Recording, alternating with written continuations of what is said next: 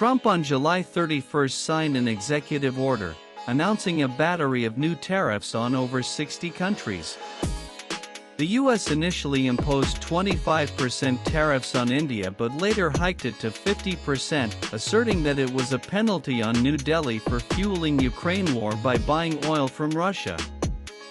A federal court in the United States ruled that the tariffs imposed by Donald Trump's administration were not in accordance with the law, stating that the power to impose such tariffs lies with the legislative branch. Trump responded by saying the court's decision was incorrect and warned that the U.S. would become economically weaker if the tariffs were done away with, adding that the tariffs were still in effect. All tariffs are still in effect. Today, a highly partisan appeals court incorrectly said that our tariffs should be removed, but they know the United States of America will win in the end. If these tariffs ever went away, it would be a total disaster for the country. It would make us fiscally weak, and we have to be strong. The USA will no longer tolerate enormous trade deficits and unfair tariffs and non-tariff trade barriers imposed by other countries, friend or foe, that undermine our manufacturers, farmers, and everyone else. If allowed to stand, this decision would literally destroy the United States of America, Trump said on Truth Social. At the start of this Labor Day weekend, we should all remember that tariffs are the best tool to help our workers and support companies that produce great made-in-America products.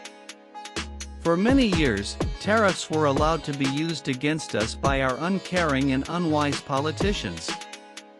Now, with the help of the United States Supreme Court, we will use them to the benefit of our nation and make America rich, strong, and powerful again.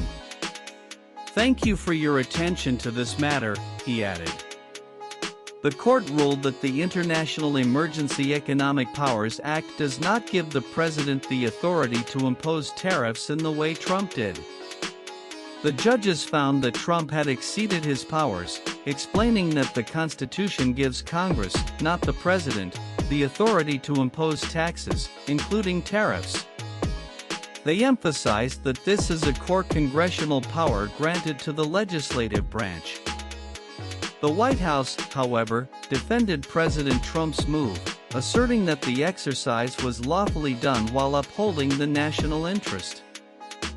President Trump lawfully exercised the tariff powers granted to him by Congress to defend our national and economic security from foreign threats. The president's tariffs remain in effect, and we look forward to ultimate victory on this matter, the White House spokesperson Kush Desai said.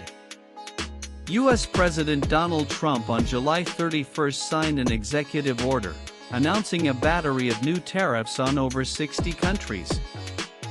The U.S. initially imposed 25% tariffs on India but later hiked it to 50%, asserting that it was a penalty on New Delhi for fueling Ukraine war by buying oil from Russia.